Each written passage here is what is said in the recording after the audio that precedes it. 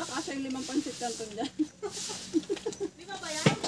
Ate rin, kami ka na. Puta eh, parang ang badyaw, may hawak ka pa sticker dyan.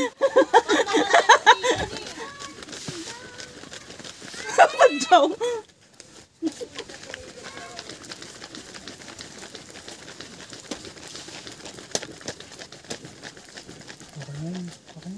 Yan, okay na. Wala.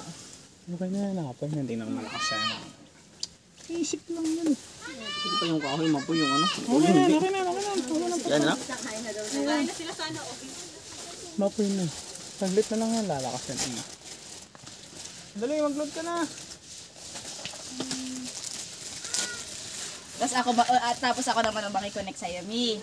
Oh, di ba? Ayos yun ah. Pero mamaya na ako mag-load.